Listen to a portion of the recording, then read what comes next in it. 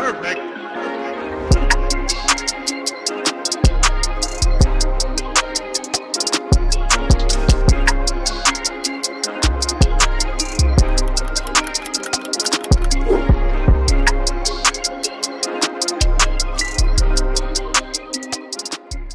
Aujourd'hui, on va parler nutrition et en particulier des écarts. On va pas se mentir, hein, on fait tous des écarts à un moment ou à un autre. Eh bien, on va voir comment limiter en quelque sorte l'impact de nos écarts dans notre régime. Salut tout le monde, c'est Richard, j'espère que vous allez toutes et tous très bien. Et oui, aujourd'hui, on va parler des écarts dans notre nutrition puisque on a beau être naturel, on a beau faire attention au maximum toute l'année à ce que l'on mange. En tout cas, si vous êtes comme moi, vous constatez que malgré tout, on craque de temps en temps. Et donc, on va voir comment essayer de limiter l'impact que ces craquages ont sur notre régime alimentaire. Pour ma part, je me pose souvent la question de savoir comment on peut gérer au mieux l'impact de ces écarts sur la nutrition. C'est vrai qu'au quotidien, on a notre plan alimentaire qui est défini. On sait qu'on doit manger tant de protéines, tant de lipides, tant de glucides, telle source à chaque fois d'ingrédients.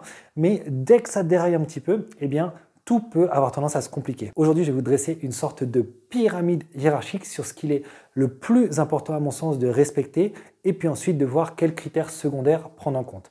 Alors, le premier d'entre eux sera le total calorique sur la journée. Vous le savez, que vous soyez une femme ou un homme, quand on fait du fitness et quand on fait attention à sa nutrition, on va avoir généralement défini un objectif calorique par jour. Cet objectif, pour un homme, généralement, il se situe entre 2005 et 3000 calories et pour une femme, aux alentours à peu près de 2000 calories par jour.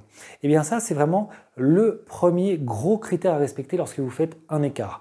Je vous donne un exemple. Imaginons qu'au déjeuner, vous soyez resté sur les rails jusqu'au moment du dessert et que vous êtes accordé, une part de gâteau qui représente 400 calories. Et bien, ce qui est le plus important dans ce cas de figure, c'est de contrebalancer cet excès de calories sur le repas du soir. En d'autres termes, on va alléger le repas du soir, en particulier les glucides, puisque dans notre cas, c'est un excès de glucides qu'on a à travers le sucre dans le gâteau. On va alléger les glucides le soir. Par exemple, on va mettre moins de riz, moins de pâtes, moins de pommes de terre pour arriver à retomber sur nos pâtes en termes de calories. Donc vous voyez, si au global sur la journée, on a fait un excès de 400 calories avec une part de gâteau le midi ou le matin ou même le soir et qu'on arrive à le compenser sur un autre repas, on arrive malgré tout à maintenir notre objectif calorique. Ça, c'est le plus important. Pourquoi ? Parce que c'est ça qui va vous permettre d'atteindre la ligne que vous souhaitez. Que vous soyez en prise de masse ou que vous soyez en sèche, c'est le total calorique qui va vraiment jouer principalement sur votre ligne à la fin du compte. Si vous êtes en prise de masse mais que vous rajoutez 400 calories par rapport à votre objectif prévu chaque jour, vous allez faire trop de gras au bout d'un moment et vous n'allez pas être satisfait. A l'inverse, si vous êtes en sèche et que vous rajoutez 400 calories chaque jour, vous n'arriverez malheureusement pas à sécher. Le deuxième critère d'importance de notre hiérarchie alimentaire, ça va être les nutriments. Je reprends l'exemple de la part de gâteau supplémentaire du midi. Qu'est-ce qu'elle va nous amener? Principalement, ce seront des glucides et des lipides. Ces glucides et lipides en excès, on va essayer de les compenser sur les autres repas de la journée. Et du coup, si on mange une salade, par exemple, comme dîner, on va éviter de mettre de la sauce vinaigrette qui va être remplie de lipides.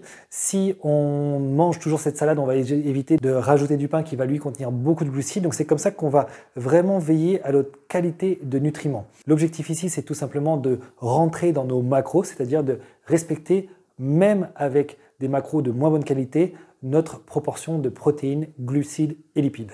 Le troisième échelon de notre pyramide alimentaire va concerner l'index glycémique. Vous avez certainement déjà entendu ce terme. Il s'agit de cet index qui indique la vitesse de diffusion des sucres dans le sang. Donc pour faire simple, plus vous allez faire des écarts avec des aliments à index glycémique élevé, plus vous aurez tendance à faire du gras. Au contraire, si vous faites des écarts avec des ingrédients à index glycémique faible, là, ça va limiter la casse. Les aliments à éviter à cause de leur index glycémique vont être notamment le pain, en particulier le pain blanc, les gâteaux, notamment à travers le sucre qu'ils contiennent, les pâtes blanches, les frites ou même la bière. Donc même les liquides peuvent avoir un IG élevé et donc peuvent être à éviter au maximum. J'espère que cette nouvelle vidéo vous sera utile dans votre quotidien. Essayez malgré tout d'éviter les écarts quand vous le pouvez. Mais si vous êtes comme moi, gourmand, très attiré par le sucré, ce sera forcément assez difficile. C'est pour ça que cette petite pyramide va certainement vous aider à limiter la casse. Je vous souhaite une excellente journée et je vous dis à la prochaine. Ciao!